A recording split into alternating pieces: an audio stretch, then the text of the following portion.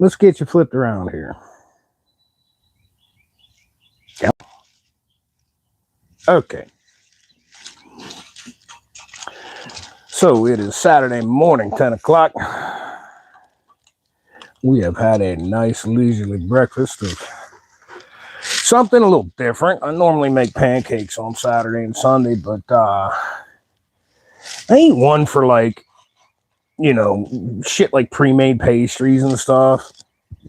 Pop-Tarts, that kind of gobbledygook. I normally just do my own. I make my own. Well, we grabbed up some toaster strudels, but they're like donuts, right? And they were chocolatey eclair. Yeah, those things were kind of fire, man. They were actually really good. Thoroughly enjoyed them, and they were a lot easier than making homemade pancakes from scratch, right? Anyways, it's time to get started. A few things we got to do here. If you follow me on Facebook, and if you follow the posts on here, you'll know that, pardon me, folks, you're not going to see it, you're going to hear it. I got to take a leak. Anyways, if you follow me on Facebook, and you follow my posts on here, you'll know I already changed the oil in this bike, and I already installed a new battery. The old one was still holding a charge, but she was getting pretty weak, and the battery was from 2020, I believe. It's sitting over there. Is what it is. I keep the bike plugged into a battery tender. That way it's always fresh and ready to rock and roll whenever I want to go for a ride. But two things. Okay, we had an AutoCraft battery, which tells me it came from AutoZone, and yes, it was from March of 2020. And yeah, listen, man, cheap batteries, AutoZone, Amazon, stuff like that. I have never had good luck with them. I have never been able to get more than 2 or 3 years out of them. I also usually do not run a battery tender on any of my machines. So this bike was on a tender when I picked it up, and it stayed on a tender because I figured maybe that battery needed it. I don't know. But I did pick up a battery, of which this brand I've had pretty good luck with. It's an O'Reilly brand. But I've had pretty good luck with these in bikes that I fixed up and revived for other people. Superstart. Not the most expensive, not the cheapest either. It's like $150. You can spend up to $300 for an interstate battery, which generally tend to not use them. I had a good friend that did do that. His battery lasted 6 months. They did replace it free. It lasted 1 year. They did replace it free again. Listen, Jack, if I pay you that much for a battery, it better not need no kind of replacing. You know what I'm saying? For at least 3-4 years. And his bike had no aftermarket electric accessories. It was basically plain Jane stocker. So that's what that is. Let me grab a flannel shirt, man. I got the door open to let some fresh air in here, and the heater turned off. It's probably only about 50 degrees. I'm just a little bit chilly in a sleeveless shirt. All right, keep some of the dirt off me too. All right, I gotta police up the area and clean up a few things, which I should have done, I guess, before I went live. But damn it, I was enjoying my coffee up in the house. You know what I'm saying?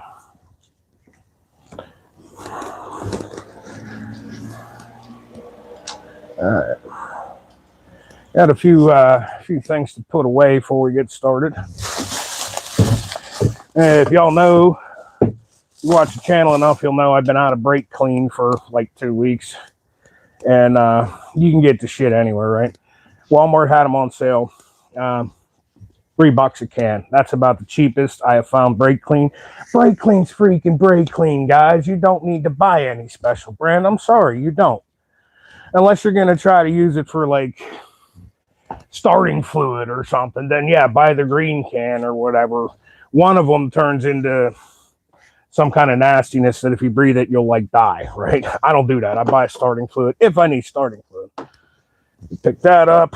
So instead of using all my carbon choke cleaner as a solvent, we actually have some brake clean on hand. Thank the Lord, we needed that. And we really had a chance to police this area up too much here. Had a busy week, living life, doing what I do, enjoying every second of it. But as you guys know, the weekends, if I'm not riding a motorcycle, I'm down here working on it, man. That's just what we do around these parts. And we're spending some time finally working on my motorcycle. Did that this week too. I'm usually working on somebody else's bike or a customer's bike, buddy's bike, etc. Yeah, I finally spent some money on some cat litter, which is why there's cardboard under all the project bikes and such. So we'll just drop that there for now. Soak up oil. Cardboard's free, right? And I am super cheap. That's more money for motorcycle parts and accessories. You know what I'm saying? But we finally picked up some cardboard because, finally picked up some cat litter because it was needed. All right, let's see where we're at here. What we're going to do first, as I said, I changed the oil. I did have a look-see at the brakes on this machine. They are not worn out, but they're around halfway as far as the pads go. I ordered a set. I'm not sure if I'm going to change them now or not. Time will depict exactly what's going on. I got a guy coming to pick up a bike that's been done for a week. And I have another bike that I'm going to work on off camera. And the owner of it is going to come over once I get to a certain point so I can show him exactly what it needs so he knows what to bring me. All right, first things first. Change the oil on this. We need to check the transmission fluid, which would be, look, if you take your bike to Harley for what's called a 3-hole oil change, they're going to put 20/50 in all 3 holes.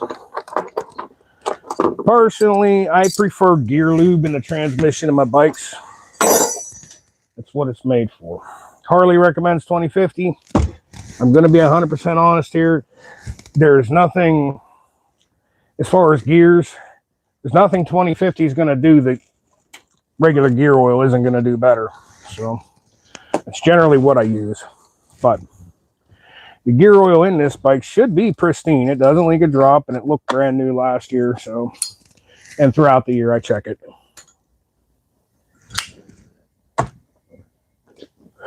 Do believe that it's going to require a crescent wrench.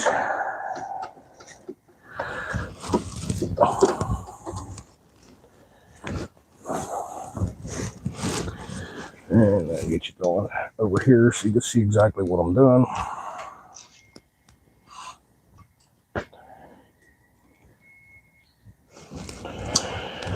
All right, this is a 88 cubic inch twin cam engine, 5-speed transmission. Now, the engine oil and transmission oil on an ultra classic requires the bike to be checked on what they call the jiffy stand. The rest of you call the kickstand, as per the manual. So don't worry about standing your bike up straight. Leave it leaned on the kickstand.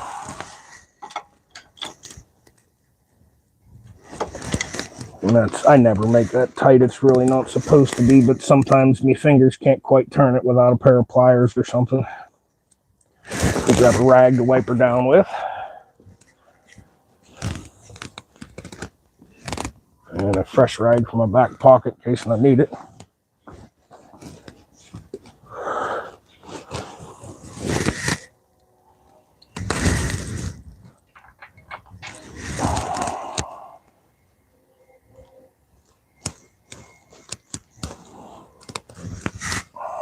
Keep in mind, this engine is absolutely stone cold, and the level of the gear oil will get hot, and the level will go up as the oil expands when you take it for a ride.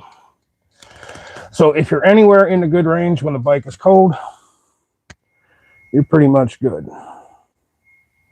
Now, as you can see here, we're a little low, so we're going to add just a smidgen to it. And last I checked, it would have been probably September. And it was within range. So it probably doesn't need much. It's just super, super cold. And that's another reason why this bike's been sitting on some cardboard. What I'm going to add to it instead of gear oil, I'm going to add a little bit of Lucas stabilizer. It's thick. It'll do the job. It's going to protect my transmission on hot days.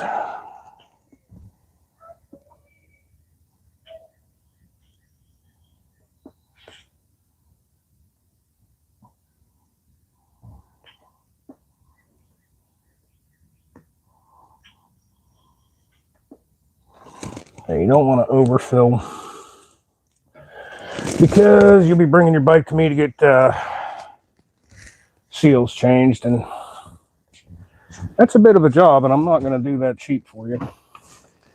This shit is thicker than friggin' molasses, so we got her in there. We're going to go ahead and let that sit for a while and let it drain down before we put the dipstick back in it.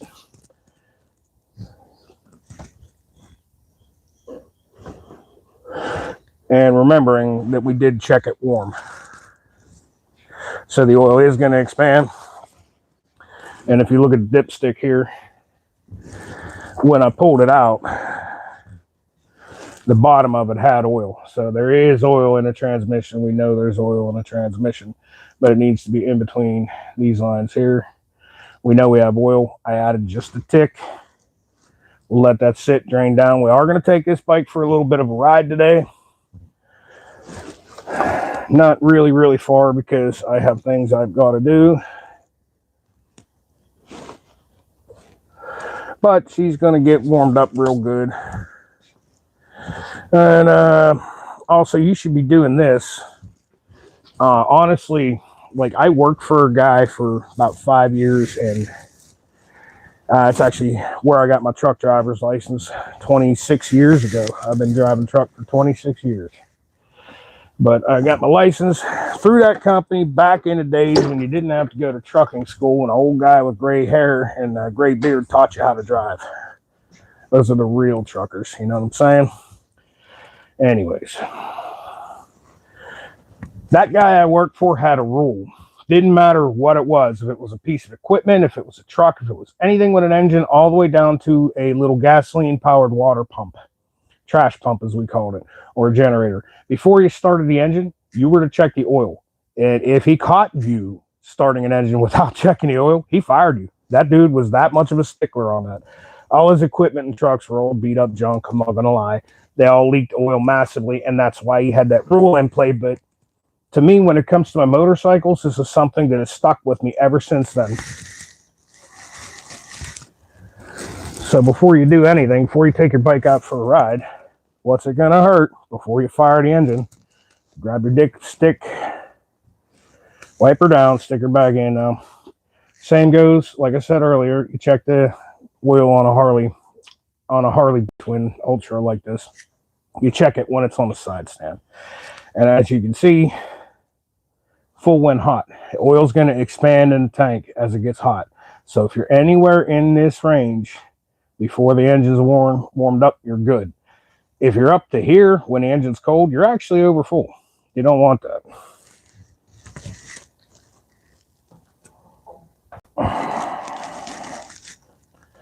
I know for a fact it's full because, well, I just changed the oil. You can see the level that I put it at. About halfway. As the engine warms up, it'll fill out the rest of the way for you. Wipe this little bit off of here. This bike needs a bath too, big time. Big time needs a bath.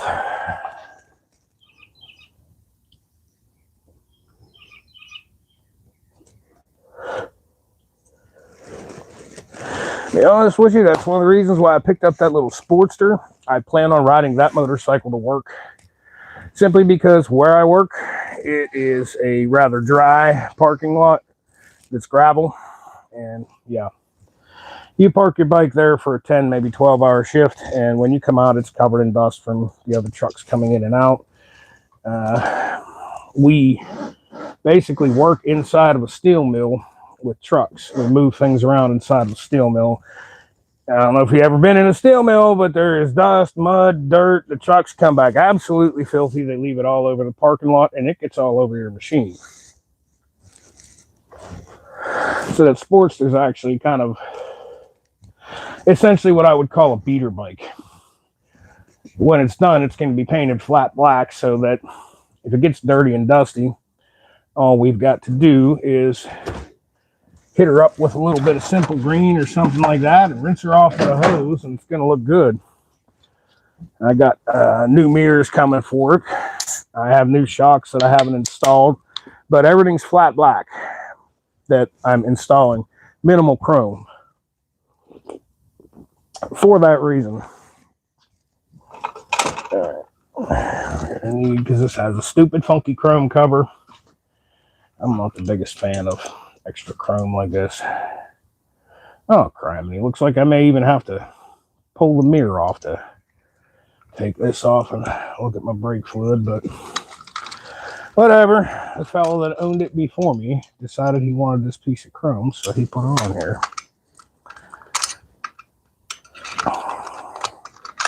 Let's hope he did not over tighten these screws and I don't have to fight with them. Let's also hope that I have the proper size Allen key. I don't remember precisely which one it is, as I have not taken this off since last year. That's about right. We're going to use a T-handle on that so that we ensure that we don't strip it.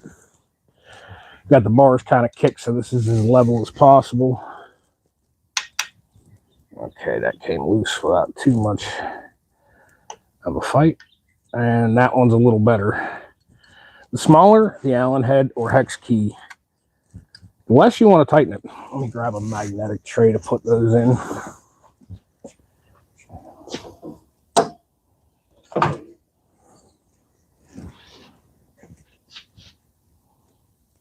We're just going to stick it on the gas tank, but we're going to lay a rag down so that it doesn't get dirt and scratch anything. Now, those of you who mess with Harley-Davidson, you already know this. Those of you who do not, Harley-Davidson requires .5 silicone-based brake fluid. Do not, repeat, do not use .3 and 4. They are petroleum-based, to the best of my knowledge. And petroleum-based brake fluid does not mix with silicone-based brake fluid. You're going to have a bad time. You're going to bring your bike to me for a rebuild of your master cylinder and brake caliper if you mix the two. Okay, that twists off to the side pretty well there.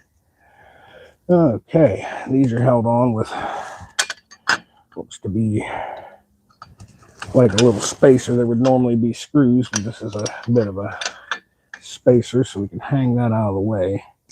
And there's a tickle of rust on them, so what we're going to do is take a rag to avoid any messes and less to clean up later.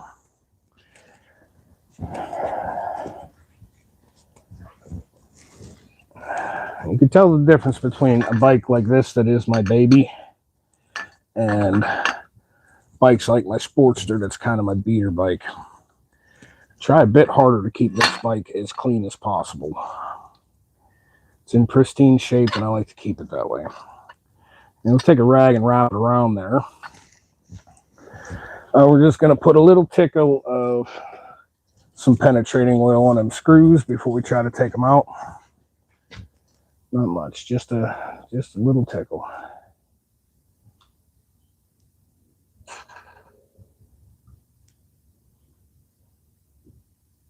That's all you need. Sometimes folks go a little crazy with the penetrating oil. If you get good stuff like PB Blaster, that's all you need, and it'll get down in there and allow that to come right apart for you. They should be SAE standard screws. Man, they're little buggers. Let's try a 5/16 on them. Yep, that's what size we want.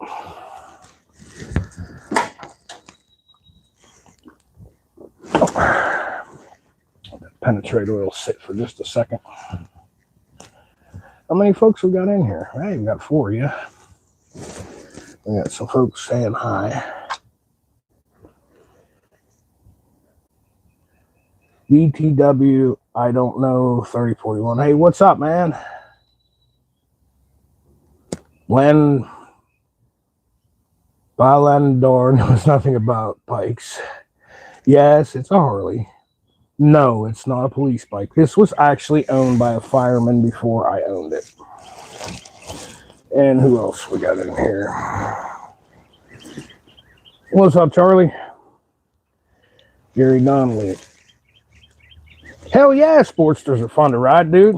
Absolutely love my Sportster. Long rides and stuff, or rides where me and Mrs. Phoenix Motorsports are going to go on.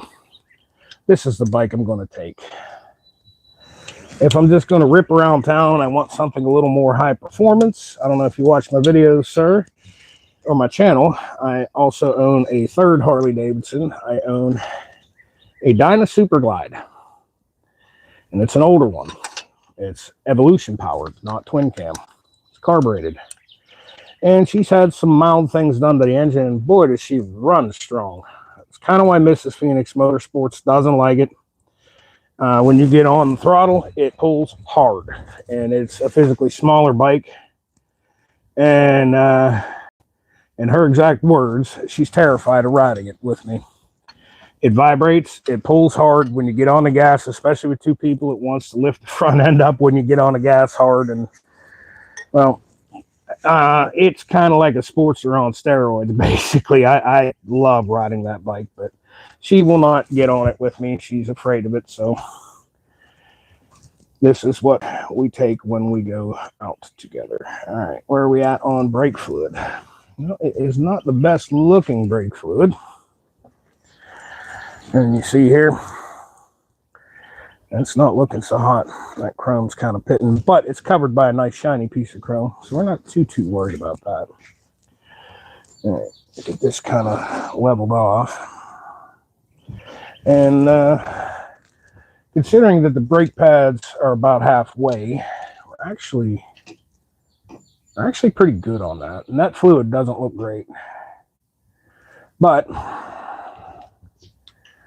being as I'm going to replace the brakes on this probably next week or so. I don't exactly know when, but I will be replacing them very soon.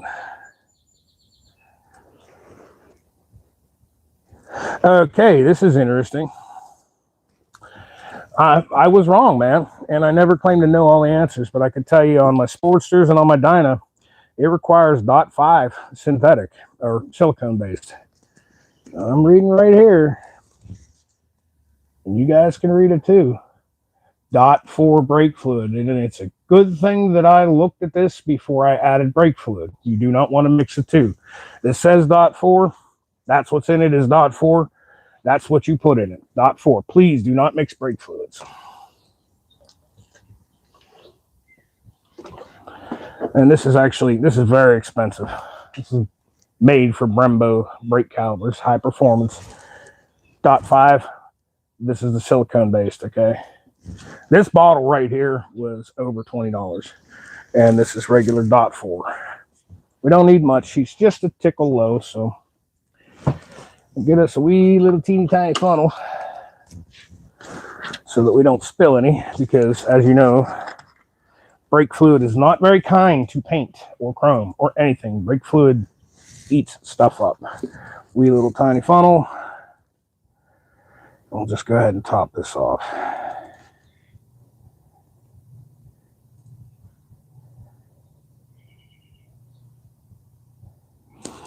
Kind of glad to see that this uses .4, because when I change the brakes, and as I said, that'll probably be depending on the weather. I mean, I can get a bit of time out of what's in there as far as brakes. I could probably get the rest of the season, but as cheap as they are, I ordered another set. They're already here. But when I change the brakes, I will go ahead and completely change this fluid and flush it out. Okay. Let's show you, get you a better view.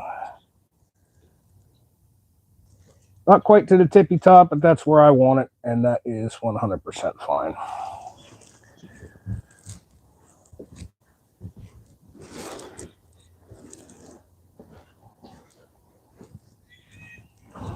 because this little rubber piece in here is going to expand it out and cause it to fill the rest of the gap.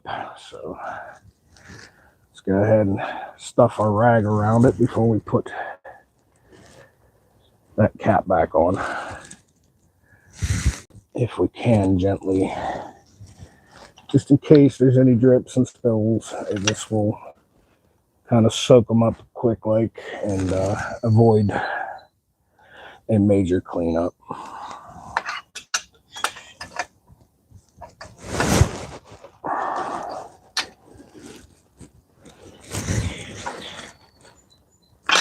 This is an extra step you absolutely do not have to do. It's just something that I do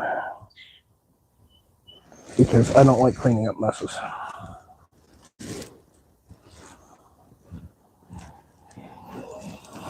And while we've done all that, let's grab another rag here. And just going to go ahead and wipe the top of this off. You also are going to want to look at this piece of rubber and make sure there's just no dust and dirt in it, because you don't want to contaminate your brake fluid.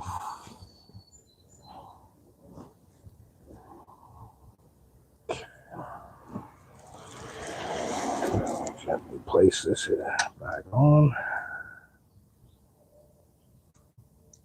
Okay, pull the rag out of the way now so nothing's spilled. Good. Put those screws back in place.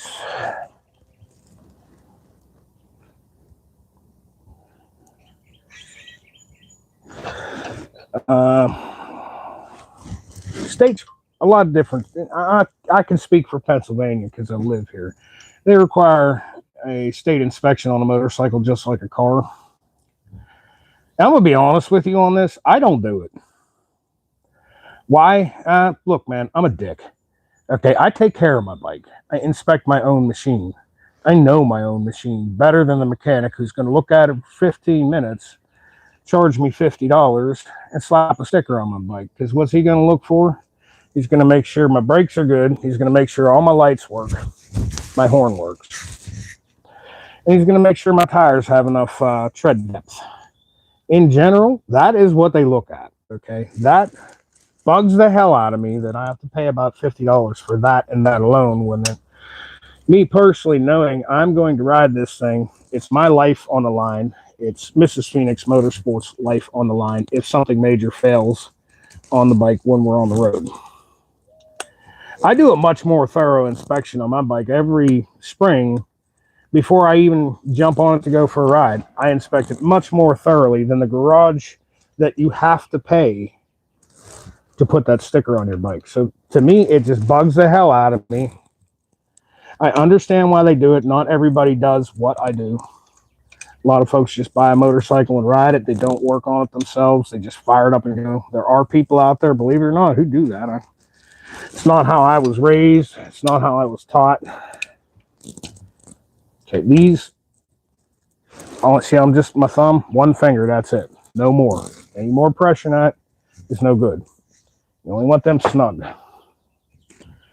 That's it, snug. Wipe this back off before we install the little extra chrome piece.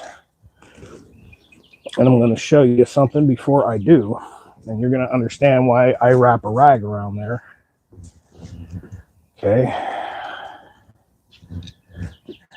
See that? How that paint's bubbled up? That's what brake fluid does to paint. Okay. So that's why we put a rag on a gas tank. I'm not so much worried about this. This is plastic. I'm not so much worried about the chrome air cleaner. It's mainly at this angle, as you can see. If it drips anywhere, it's going to drip onto the floorboard. That's rubber. That'll clean right off. But I wanted to ensure that nothing touched the paint on the gas tank, because painting this bike is not in the immediate future at all.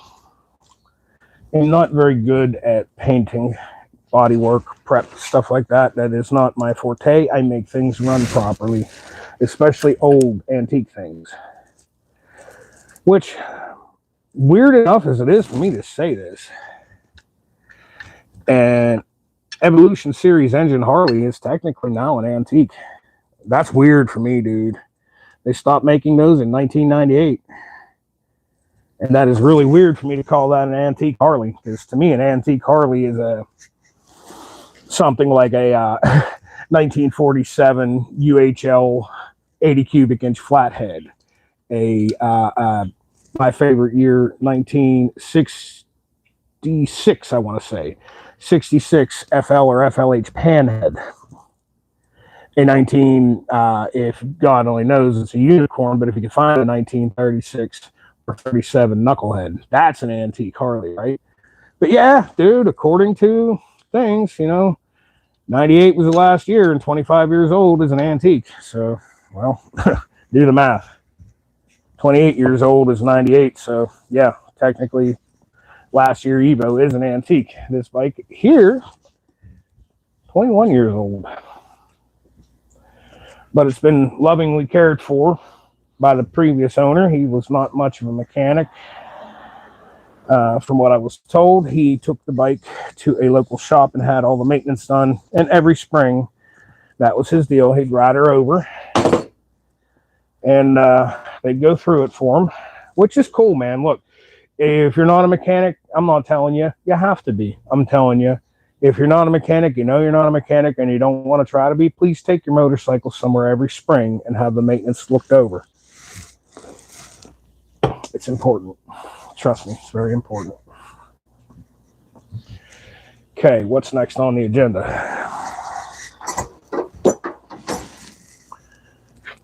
Put the wrench back on these screws because I'm jibber-jabbering to you guys, and I don't know that Okay. Make sure I tighten those the rest of the way. And it's just a chrome cap anyway, but still.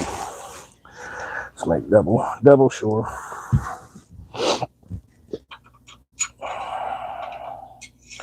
I reckon we ought to check the rear brake fluid.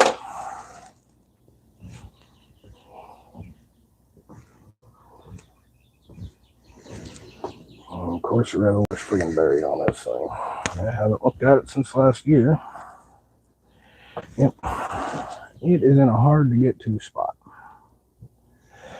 And I may have a tough time actually getting in there while still showing you guys what I'm doing.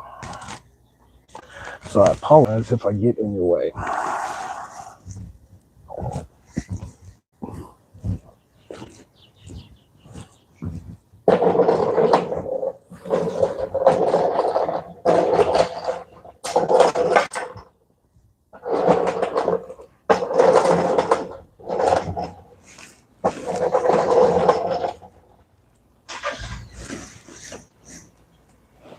Hey, we got a visitor. Where are we at here? We need a Phillips head.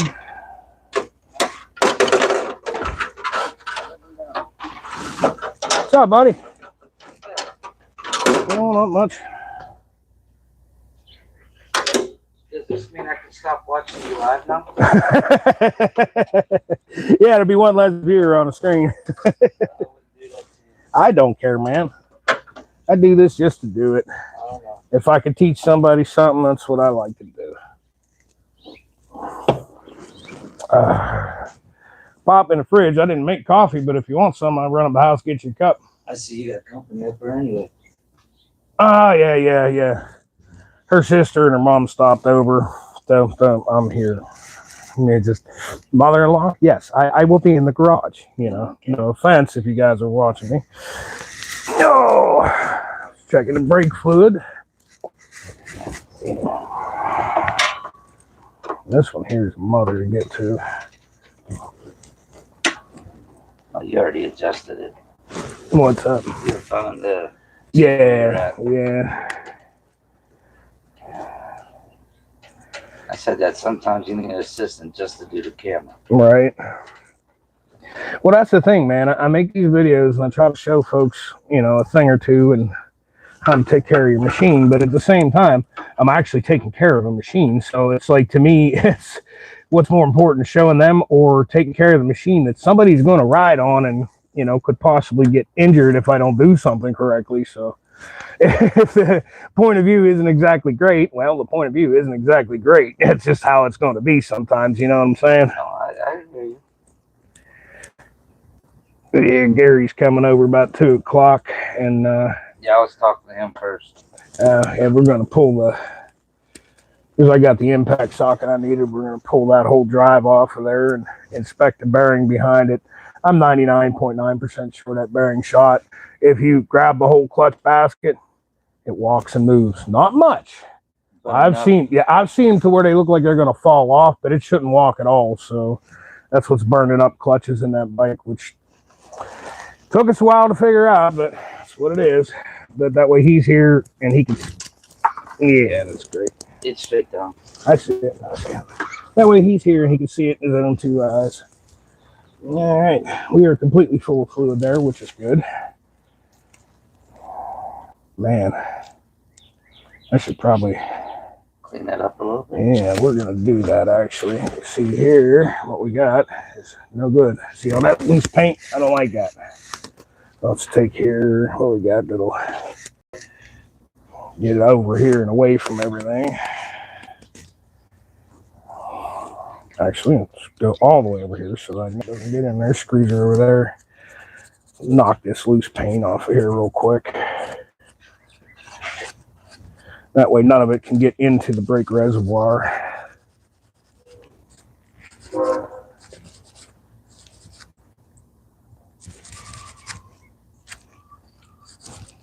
And that's not something you can really easily see because it's tucked away on my bike.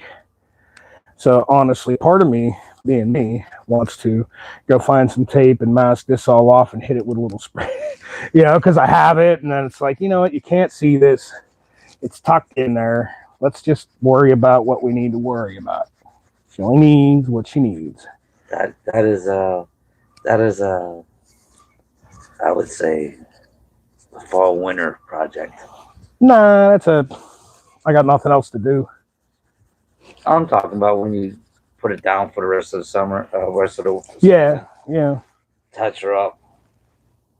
Well, that's the bugger, man. Like, I don't, you know, the furnace in here is the furnace in here, but I don't have a ventilation system. And if I did, I'd be killing it on my natural gas prices because the furnace would be screaming trying to keep up with it. So yes. I'm leery to paint in here in the winter. In the summer, yeah, I open a door like that, stick a fan over there in the corner, and you're good to go. It's summer. It's a little chilly today anyway. Oh yeah, dude, stuff would fish eye like crazy and look terrible if you tried to paint today. But that's why that Sportster is still blue and not flat black, man. It'll get there, but I'm going to use it's called aircraft stripper. To take the paint off nice and evenly. Getting 99% of the paint off before I even try to put any sanding to it or anything. I've never done it before. I've always just sanded and painted over the shit because I don't care. But I'm actually going to try to do a nice job on it. And normally if I'm shooting something flat black, it's because I don't care what it looks like. But I started doing that to the Marauder, painting her up. You could. I like the color. Even that it's starting to fade. I'm sure we could find something extremely close to that. You know, and I've been watching some videos on proper techniques and stuff of just spray painting. Because, like I said, I'm not a body guy. I just shoot the shit to make it look as best as I can and call it good. But I've been watching videos on proper techniques, and dude, some of these folks are getting like automotive body shop quality paint jobs out of a rattle can. Like there's a company called Limelight, I want to say Limelight, that makes 2-part paint-based spray cans. Like there's a little trigger in the bottom. You unscrew the bottom of the can, right? And you pull this pin like a grenade and turn it 360 degrees, and it releases the second part hardener into the paint. And it's real expensive. It's like $12 a can. But we shall see, because old Gary there, supposedly he's pretty good at painting stuff. And he got guns, and now I got a compressor. So I might, you know what I mean? I might have my man try to show me a thing or two and see if we can't maybe spruce a few things up. I don't know. I still want flat black on a Sportster just because you know how the parking lot is at work. Yeah, Yeah, it's not worth keeping your vehicle or your bike looking nice if you're going to park it there because within a 10-hour shift, it's going to look like shit. especially where you're at. Well, yeah, down at the shop where I'm at. You got all the trucks, but where I'm at, you still got. No, it's still gravelly, but the traffic's stirring the shit up where I park. Yeah, well, you got all war trucks, and I got MPW and everybody else. Right. On by the trailer. And then the high lift going over to the sludge pit and all that. I know. Hey, God bless the United States Steel, dude. We wouldn't be where we're at without them, man. As a country and just you and me in our personal lives. I know. That place would make or break you. That's why I'm willing to go through half the crap I go through with them, but...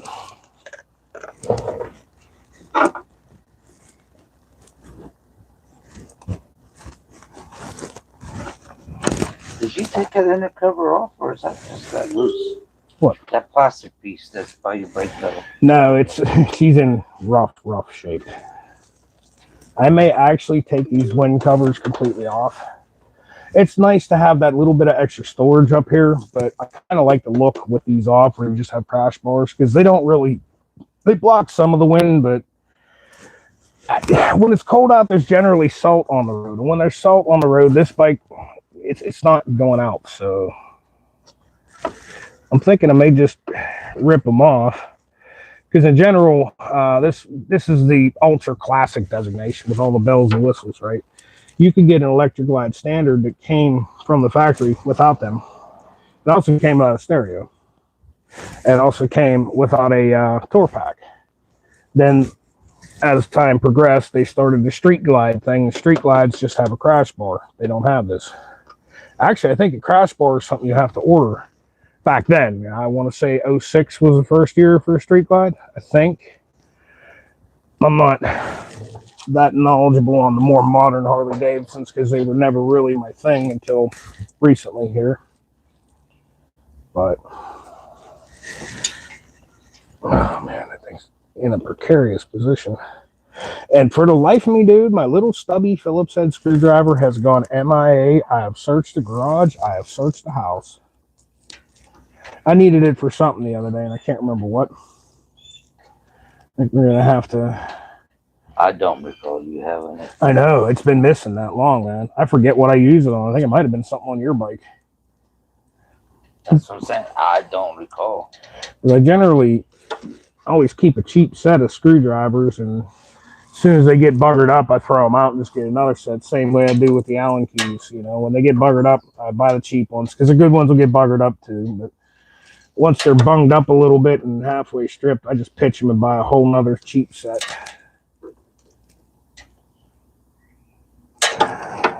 And if you notice, he's not over torquing those. Nope. See how I got them? Just holding it with one finger and two fingers. That's it. All you need to do is put a little pressure on that gasket. Basically, all this does is keep dirt and shit out of there. Hold on. All right, we know our brakes are good. What else are we going to look at? Got to fire it up and warm it up before I check the oil. Transmission fluid, we got to take it for a little bit of a ride. As you've seen, I already added a little bit to it. The shit I added, I guess I could stick down in it and put a rag to it and see where it's at. By now, it should have actually sank into the damn transmission. Hopefully. Hey, there's three of you hanging in there. That's cool. Let's see what we got here. Wife, you got a busy day kicking today, or? Yeah, somewhat. She's not feeling good. She's going to go get checked out. Bummer. Well, is this doctor or just a quick check place? Like, feels like she's got a brick on her head. Migraine type deal. Yeah. Bummer. No fever, no coughing. It's just like she's congested. All right. See how it's down there on the lower level now? I'm going to throw just a little spitful more in there just to make myself feel better. But once I ride it and get it good and warmed up, I'll pull the stick again and check it again.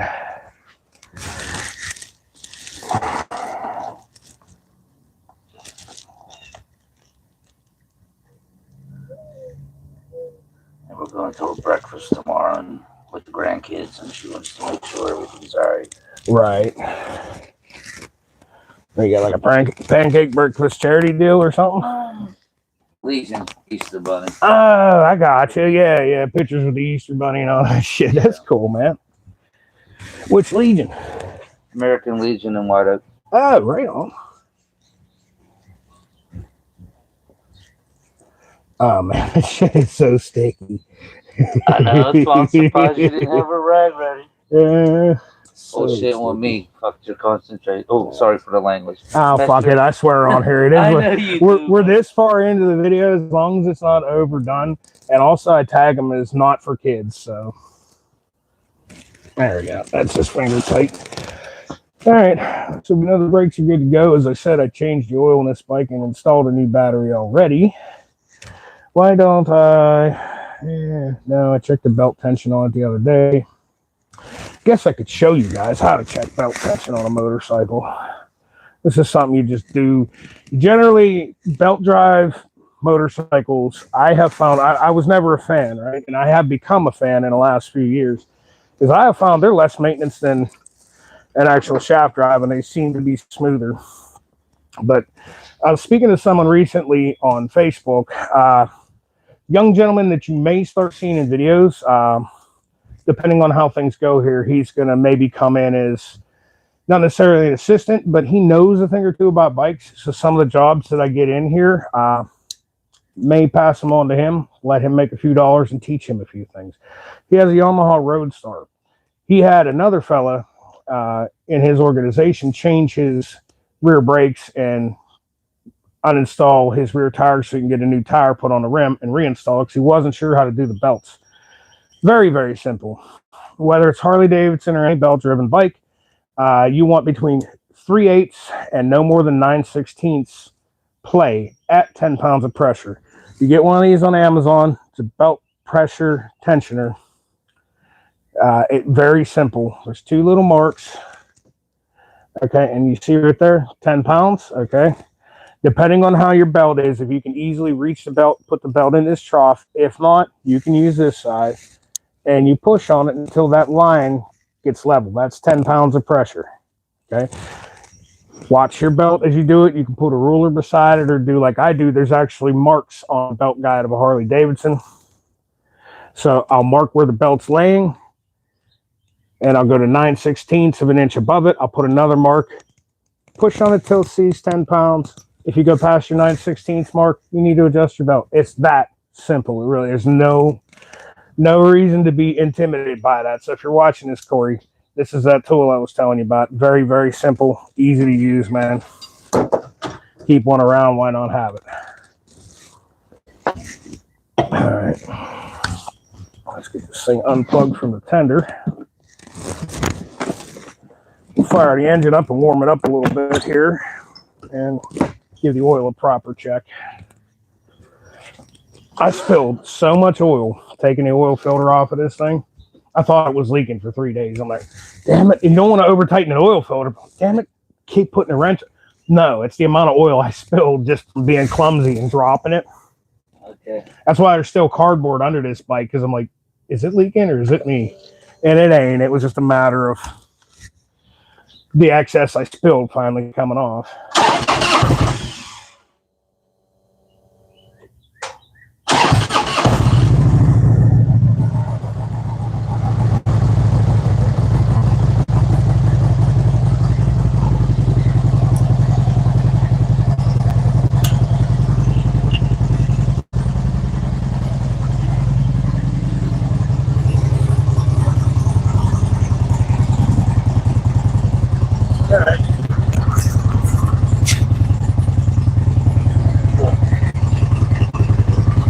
Over here where it's a little more quiet.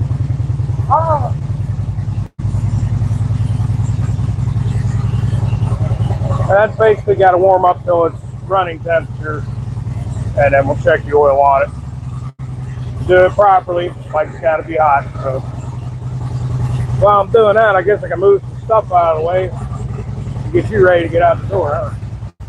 I figured plain and simple. I'll move my Sportster and I can wiggle yours out. If we're moving yours, we'll just move out of the way and go that way with it. Ain't no biggie. Yeah, I have everything apart in the parts side. I'd rather. No, that's why I was going to do it.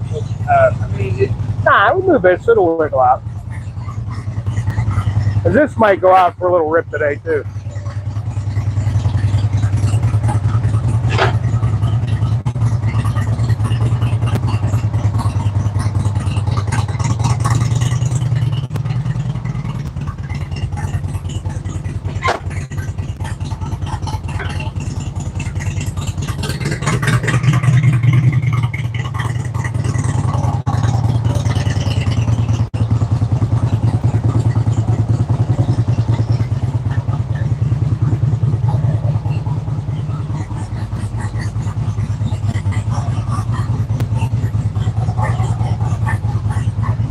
Musical motorcycles. I got too many in here.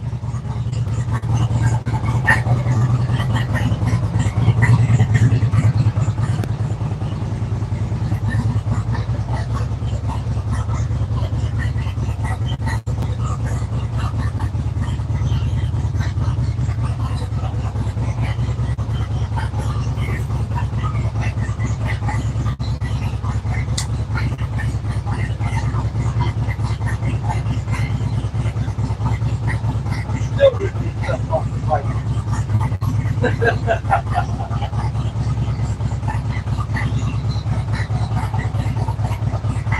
David, that's Lucas oil stabilizer. Basically, you mix it with any kind of petroleum-based oil. It's oil thickener. Means there's gear oil in it that runs hot. That is every bit as thick as gear oil. I think I'm out of 80, 90 gear oil that I'd run in the transmission, so that's kind of a substitute, and it does the deal. Get you this way so I can see the comments.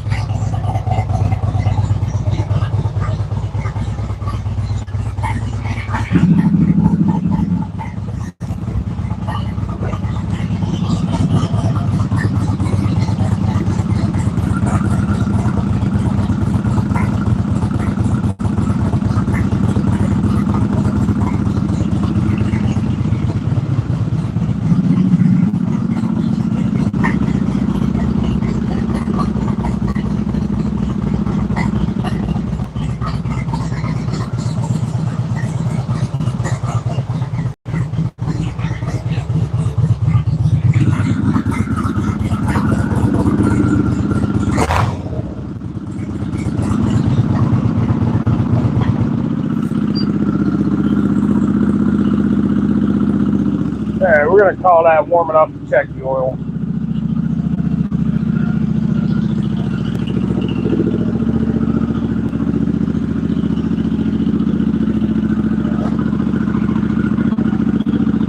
Down here. That idle's nice. For a twin carburetor bike, it don't take too long to warm up either. That's just completely off now. Yeah, and that didn't take very long at all. Twin carb bike, I didn't mess with them carbs either. I know. Just change the filters out and spark plugs. That's why folks love metric bikes.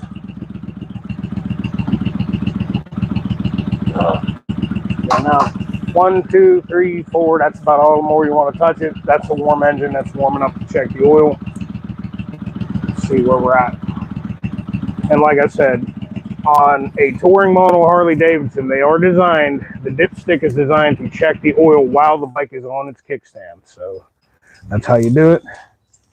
As you can see, we're in between the lines. I could put a skosh more in there, but we're going to call that plenty good because as it gets hot, it's going to get a little more. And dude, I'm really liking that Lucas oil a lot, actually. It's got a weird green glow to it. It's thick. I do have Lucas stabilizer in it. This is the first time I've used actual Lucas motorcycle oil, so Next thing on the agenda, we want to have a look at the air cleaner, and I did change this air cleaner out 1,800 miles ago, so it should be in good condition, but let's just pop it open and take a look at it, and then we know before the season starts. Just like with the brakes, I didn't show you that on video. I did that the other night. I didn't feel like firing up the camera, but just like with the brakes, I know what condition they're in, so I know I can go probably 3,000 miles on those brakes before you have to worry about it, if not longer, depending on how I ride. But it's not a dire emergency to change, so we'll have a look at the air cleaner. It should be 100% good, but why not pop it open and take a look, see. And this is in one of my short videos, man. This, what I love about Harley-Davidson, simple maintenance, is so much easier, dude. One screw. One friggin' screw, and there's 2 screws behind here that hold the air cleaner. Now, some of your metric bikes are like that. Like the Honda VTX series, it's 1 screw holds the whole thing on. But stuff like a Honda Shadow 1100 series, the air cleaner is actually buried beneath the seat. And you got to move wires out of the way. I think you have to move the rectifier out of the way. You have to move the fuel pump out of the way. And then there's 3 screws and the whole thing pulls up, and it's just a pain in the rear end. All right. So if you follow my boy Derek there at Vice Grip Garage, I take his advice. 519 to 25 is last time that was changed. That's not in too bad a shape, actually. We should be plenty good for another season on that. What, you don't keep the air cleaner in for 4 years, 5 years? No, when it looks dirty, I change it. But I don't. I'm just saying because I know. you've seen mine. Well, I don't have to take apart half my motorcycle to change the air cleaner, bro. All I gotta do is pull a couple of screws, you know. So I'm more likely to use, especially on that Sportster. I don't even need tools. I can just unwind it and take it off.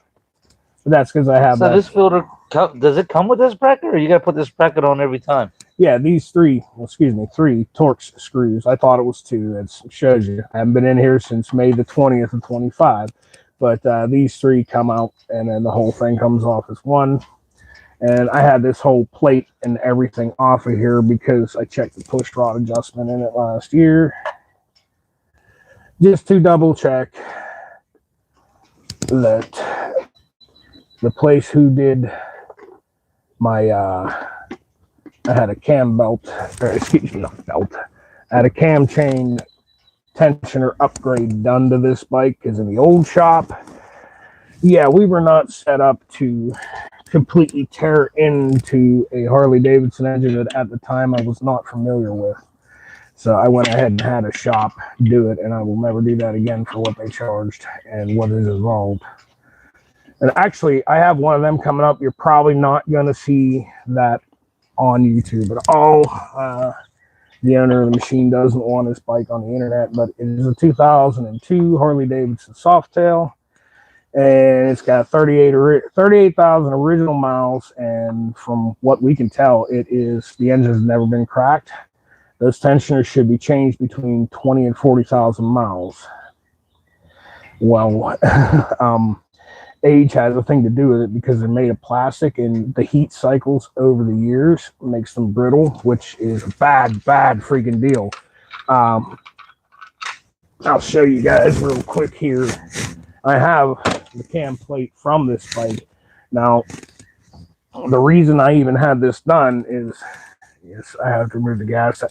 Oh, well, yeah, dude, with a Goldwing.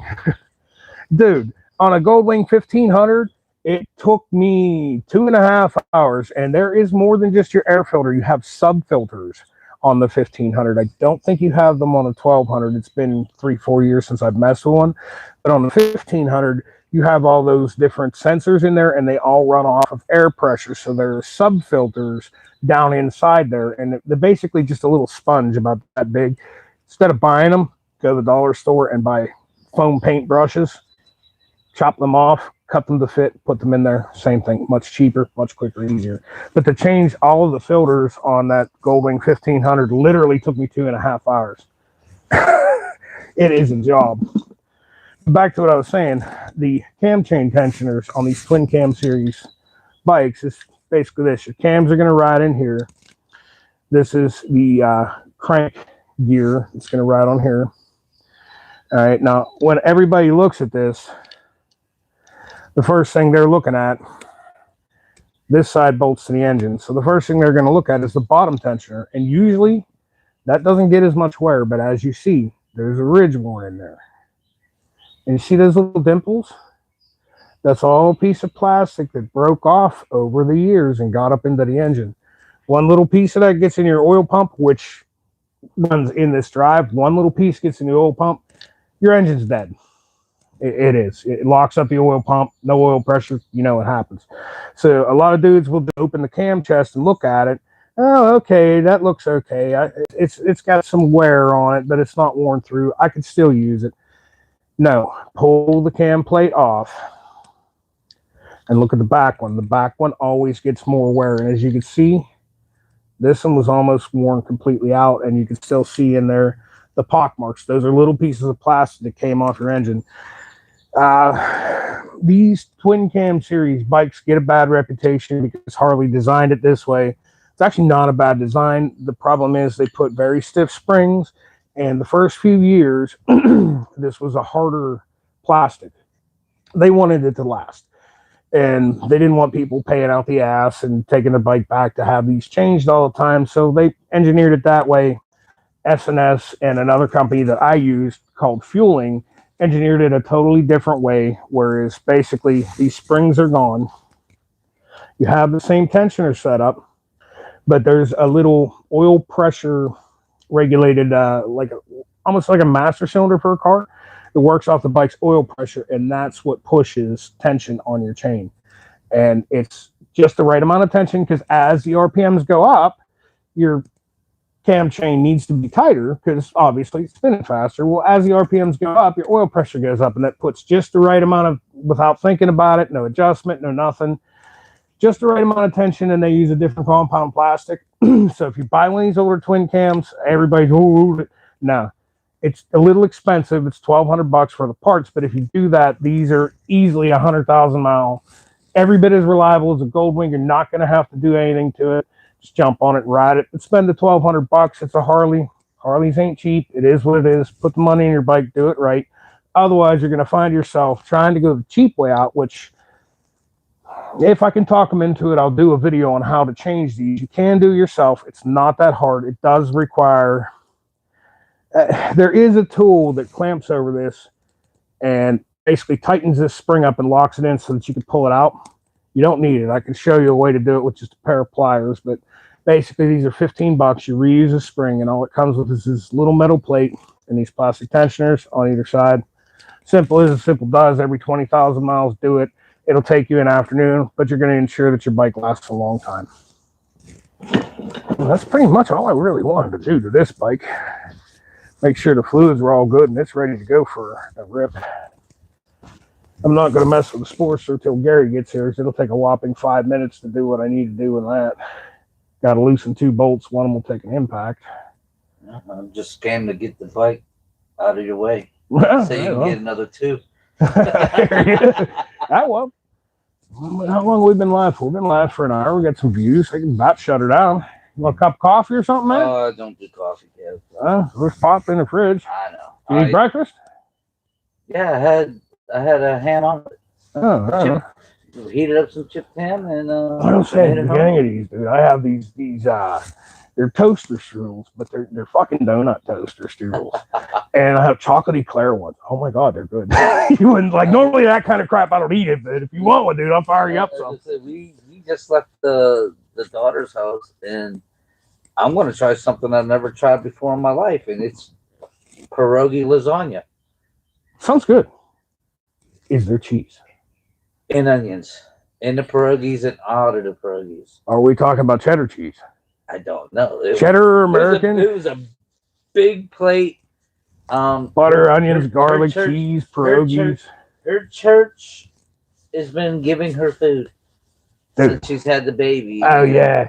Man, that's the thing that's missing in this world now. Like, the government, I'm gonna get into a little political rant. And I hate it when people do this, but the government got involved and they throw massive amounts of food stamps to people, and that's great because in America nobody should go hungry, right?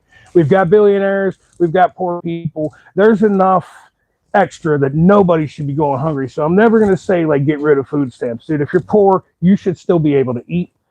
But 60 years ago, poor folks that didn't have as much to eat, where did they go? They went to the church. They went to people's charities through the church. You know, and I ain't super religious, but dude, it says right in the Bible, you're supposed to tithe 10%. Now, that doesn't mean like the Catholics take it way the fuck out there. You got to put your 10% in the plate. No. If you give your 10% of anything, if you give it in the way of food to somebody who doesn't have food, you've done your tithe. You did it for God. You didn't do it for the church. Yeah, food, clothes, food. Right. Anything to help out right. Like the homeboy's car's broke down and he can't get to work, but you know how to fix it, so you devote your time. That's a tithe. You're giving back to the community. And the motorcycle community is all about that too. Like, how many bikers do you know that if they know how to work on a bike, you don't know how to work on your bike? They'll 9 times out of 10, they'll give you the shirt off their back. This is what we do. Most of us are alike in that manner. You know, they see you broke down on the side of the road, you stop. And like I talk about the whole bandana on my bikes thing, that is an old school, like you're going back to the 60s on that. Old school motorcycle club thing, whereas the guy who had a rag tied on his handlebars was the group's mechanic. He's the one that had tools and knowledge. And this is something I never knew about this. You know, I've seen it, but I never knew about it. And most of your club people to this day don't know about it. But if you dig through history, so that's the second reason other than good luck why there's a bandana on all my handlebars, because what do I do here? Fix bikes, you know. Good deal, man. Well, we're ready to actually take this for an official ride. I know. I actually dressed to go for a ride today because I'm afraid that once I get on it, I don't even want to put it back yet. I know the feeling. I've been wanting to ride for a minute, and everybody. Matter of fact, once I'm done riding, I'm going to go and put my other bike on charge. Get it up and running. Well, because it's one of two things. She's either going to take the charge and fire, or you're going to have to get a battery. Spend another $160 on a bike and figure out how to put it in a damn thing. Well, we'll get you figured out on that. As I say, it's a Can-Am Spider. I've never changed the battery on it yet, and he's in one of my videos on that, man. Yeah. The Blessing of the Bikes from 2025. We're actually going to do a video, Blessing of the Bikes 2026, over in Murraysville, Pennsylvania. Anybody who's watching this, man, if you want to ride out there with us, I know he's going. Our boss is going to go. I got a few other friends that are going to meet up. I don't know where we're meeting up. Probably going to be some food happening before we go. There'll be anywhere from 2,000 to 5,000 bikes and bikers there. I'll be there filming. If you see me, man, come up and say hi if you want to be in a video. If you don't, man, come say hi and I'll turn the camera away from you. Just let me know. You know what I'm saying? Yeah, either this one's going to make it or the Spider's going to make it. Yeah. Little one wants to get her license bad. Well, that's what we do here, man. I know. Get her in that class because it'll lower her insurance. Trust me, I know. That's why I'm glad that she sat on that Rebel. Mm-hmm. I'm glad I put her on a Shadow at the car show. Yeah. Just to let her know that this thing is a lot bigger and heavier than what she's expecting, right? Well, it's Dad's bike, so naturally that's what she's going to want to ride on, his dad's bike. I wholeheartedly understand that.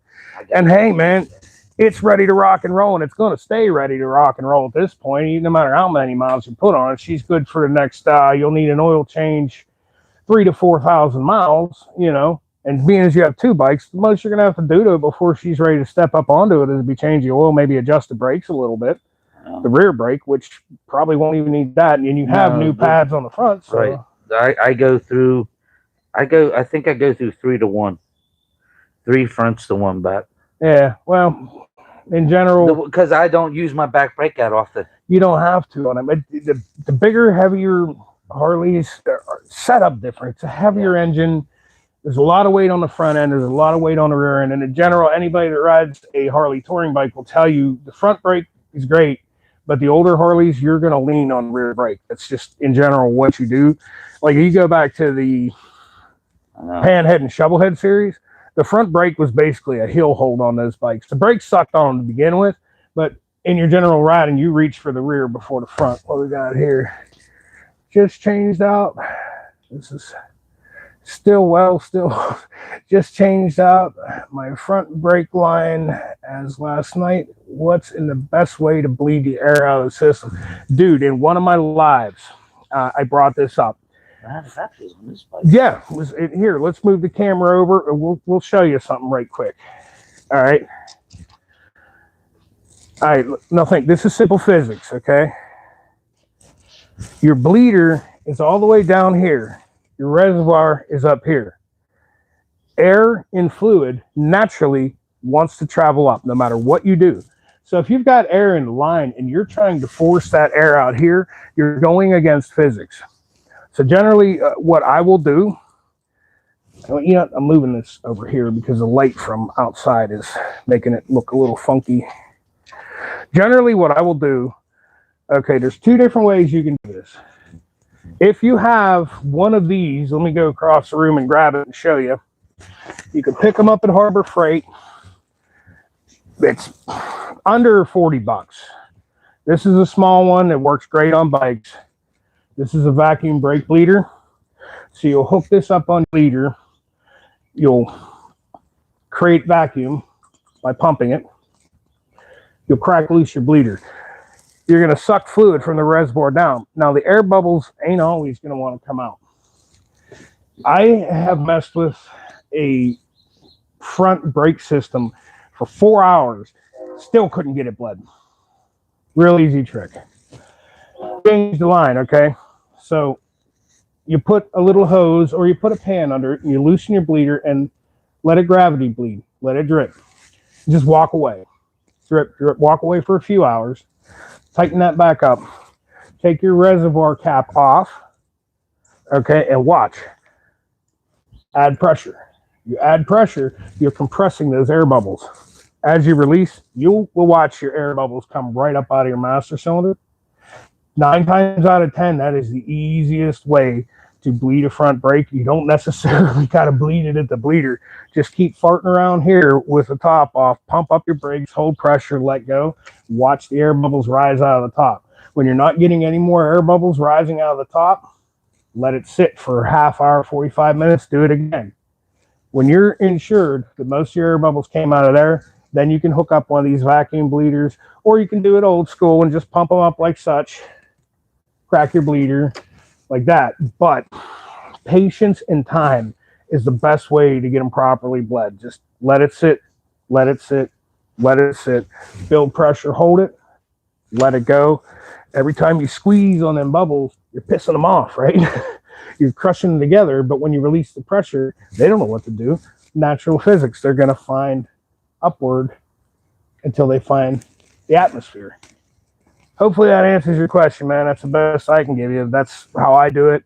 And it's a pain in the butt. It is what it is. It's something you got to deal with, man. It's part of working on bikes. Oh, shoot.